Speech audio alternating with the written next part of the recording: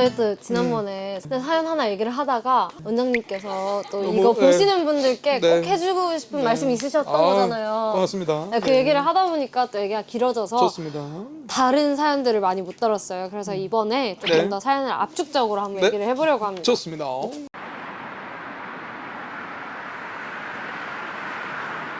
바로 두 번째 사연 갈게요. 네. 자, 이건 되게 약간 민망하지만 또 많은 사람들이 겪는 상황이죠. 변을 볼 때 피가 나온대요. 피가 나오는데 민망하지 않습니다. 네. 그런 경우가 얼마나 많은데요. 의사 선생님이시잖아요. 저희한테는 약간 네. 민망할 수 있죠. 민망하지 않습니다. 네. 아, 네, 알겠습니다. 예, 그렇게 변 볼 때 피가 나오는 상황에서 저희는 또 이런 고민을 하거든요. 모르는 사람들이니까 이거 내과 진료를 받아야 되나 아니면 이제 치질을 의심해서 외과 진료를 받아봐야 되나 어떻게 하는 게 좋나요? 가까운 병원 가시면 됩니다. 네. 가까운 병원 가시면 됩니다. 병원에 가셔야 된다는 게 중요합니다. 아, 내과든 외과든요? 피가 날 때 방치하시면 안 돼요. 이제 제가 안타까운 사연이 그런 거죠. 제가 국립암센터, 대장암센터에서 대장암 환자들 뵐 때 피가 난 적 없으시냐고 여쭤보면 있었어요. 몇 년 전에 있었고, 근데 그냥 그러려니 치질이겠거니 방치하신 거죠. 시간이 지나면 또 피가 안 나거든요. 설사 암이 있어도 피가 나는 경우가 항상 있는 건 아니니까. 좀 나다가 내가 좀 피곤해서 그런가 보다 이렇게 지내시다가 덜커덕 암이 좀 진행된 다음에 발견되는 경우가 많죠. 치질도 마찬가지예요. 대부분의 흔한 원인은 치질이거든요. 그래서 인터넷에 막 찾아보면 피가 납니다. 어떻게 해야 될까요? 그러면 대부분 댓글이 그런 거예요. 아, 치질이니까 괜찮아요. 약국에서 치질약 드시고 좀 있으면 좋아질 거예요. 이런 글이 많단 말이에요. 실제로 치질도 좀 관리하고 좀 쉬고 하면 피가 안 나거든요. 그렇게 방치가 되는 거예요. 그래서 치질도 조기에 진단이 되면 약 수술 안 하고 보존적으로 충분히 치료할 수 있거든요. 근데 그 시기가 놓치면 결국에는 또 수술해야 되는 상황이 생길 수도 있는 거예요.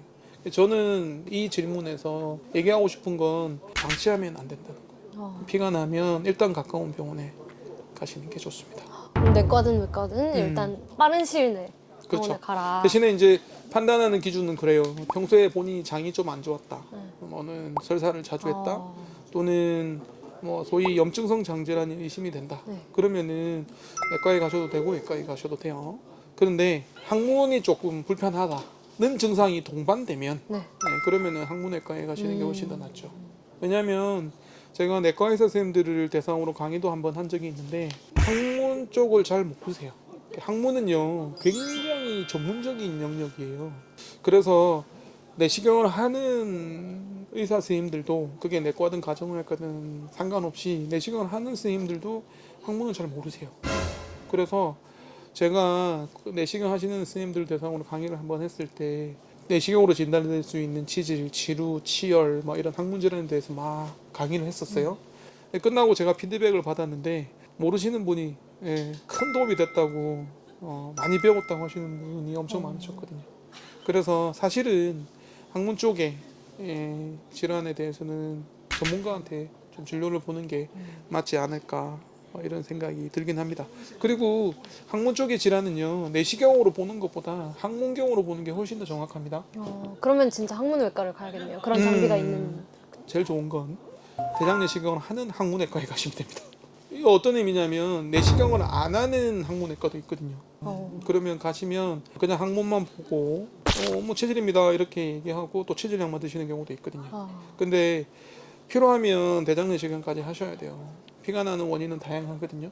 뭐 치질 때문에 나는 경우도 있지만 염증성 장질환이나 대장용종이나 대장암이나 개실이나 혈관성 질환이나 굉장히 많은데, 그래서 저는 피가 나서 오시면 일단 항문경을 먼저 보고요. 항문경은 항문에서 한 5cm 정도까지만 보는 검사거든요. 훨씬 더 정확해요. 대장 내시경보다 훨씬 더 정확하거든요. 그걸 보고 명백하게 피가 나는 데가 있으면 항문 질환을 준해서 치료를 해요. 약 쓰시고 연고 바르시고 자유하시고. 그런데 계속 약을 드셨는데도 불구하고 피가 나면 대장 내시경을 합니다. 두 번째, 항문에서 명백하게 피가 나는 데가 있다 하더라도 대장 질환이 의심이 되면 대장 내시경도 같이 해요. 그래서 저는 대장 내시경이 되는 항문외과에서 진료를 보는 걸 일단 추천드립니다. 그러면 일단 본인의 뭔가 평소 생활을 돌아보면서 어떤 증상, 증상이 있었는지. 그렇죠, 증상. 한번 보시고 판단을 원장님이 말씀해 주셨던 기준에 따라서 판단을 한번 해보고 뭔가 항문 쪽에 이상이 있었다 하면 항문외과에 가라. 대신 대장 내시경을 하는 항문외과에 가라. 네. 이렇게 말씀을 하신 거죠. 서두에 말씀드렸지만 피가 나면 방치하시면 안 됩니다. 그게 더 중요한 포인트고요. 피가 나면 꼭 확인을 하셔야 된다는 겁니다. 세 번째 사연으로 넘어가 볼게요. 네. 아까 또 대장 내시경 얘기도 해주셨는데 이게 또 증상을 알고 이게 무슨 질환인지 파악을 하려면 굉장히 중요한 과정인 거잖아요. 대장 내시경을 하는 게. 근데 이걸 하고 싶은데 약간 겁난다, 아프고 힘들다더라 이런 얘기도 많고 또 해야 하는데 못하고 있다 이런 얘기도 많은 것 같아요. 혹시 그런 분들한테 얘기를 해주실 게 있을까요? 대장 내시경을 겁나서 못하겠다 하시는 분 많으시죠. 사실 대장 내시경에 대한 오해가 좀 있기는 해요. 일단 첫 번째, 대장 내시경 하기 전에 드셔야 되는 장 청소약, 장 정결제라고 하는데 그게 드시는 게 좀 힘들다는 오해가 있죠. 사실 이전에는 힘들었어요. 이전에는 4리터 정도 되는 말통에 물을 이렇게 벌컥 드셨거든요. 못할 것 같죠? 네. 못할 것 같죠? 그러니까 우리 라이브 때도 말씀드렸지만 대장 내시경을 하면 장을 비워야 되는데 약을 드셔야 되는데 드셔야 되는 물의 양이 되게 많았어요. 그래서 여성분들은 물 드시는 거 힘들잖아요. 그렇죠. 네, 그래서 잘 안 했어요. 그런데 요즘에는 되게 편해졌어요. 일단 양도 작아졌고요. 드시는 물의 양도 되게 작아졌고 심지어 알약도 나왔어요. 그래서 이제는 그렇게 불편하지 않아요. 대장 내시경이.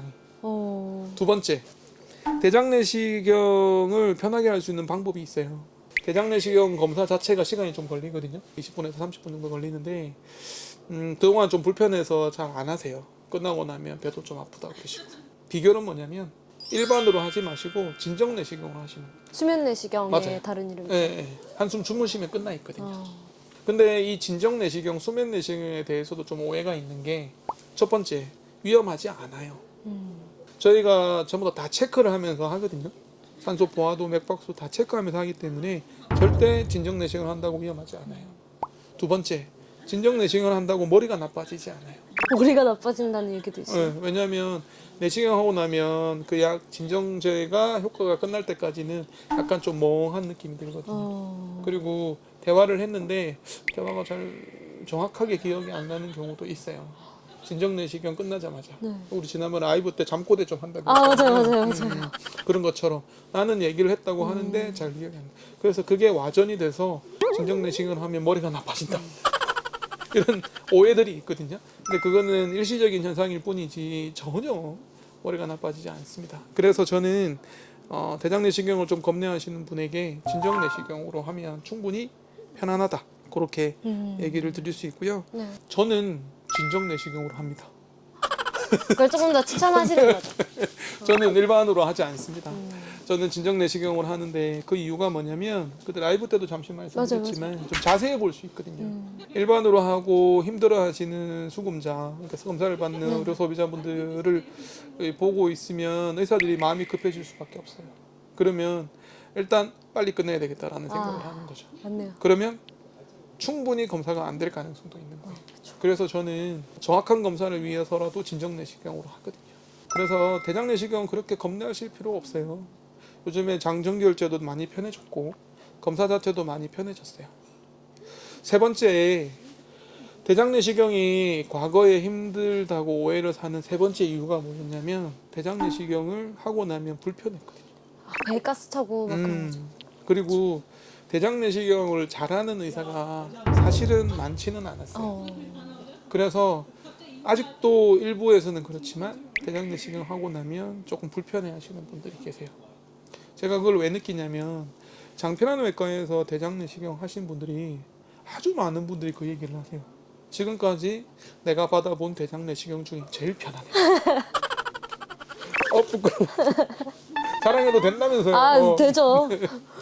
그래서 이 검사를 힘들게 받는 경험이 있었던 분들은 그런 오해들을 하시거든요. 제가 자신 있게 말씀드리지만 정편외과 오시면 검사가 편안하십니다. 사실 저도 네. 내시경을 위내시경도 안 해봤고 아직 젊으시잖아요. 네. 그러니까 어떤 내시경도 살면서 해본 적이 없어요. 그래서 저도 되게 무섭거든요. 되게 이유 없이 그냥 무작정 불안하잖아요, 모르면. 근데 되게 많이 불안감이 해소되는 것 같습니다. 저도 들으면서. 그래서 제가 얘기를 좀 많이 드리고 싶은 게 사실은 잘 몰라서 무지에서 오는 두려움이 좀 맞아요, 있어요. 맞아요. 그리고 아는 만큼 보이고 보이는 만큼 느낀다. 뭐 유홍준 씨가 그런 얘기도 했잖아요. 그래서 여러분들이 좀 많이 아셨으면 좋겠습니다. 저희 또 지금 한 2개 정도의 네. 사연에 대해서 얘기를 해봤는데요. 둘 다 약간 저희가 생활 속에서 많이 할 수 있는 고민들이었죠. 네. 거기에 대해서 조금 불안감을 해소할 수도 있고 또 몰랐던 부분을 알 수도 있고 그랬던 것 같습니다. 나머지 사연들은 또 다음에 네. 같이 얘기를 해볼게요. 좋습니다. 이번 편 여기서 마치겠습니다. 분위기가 너무 좋은데요. 아, 좋아요. 네, 고맙습니다. 감사합니다. 네, 고맙습니다. 네.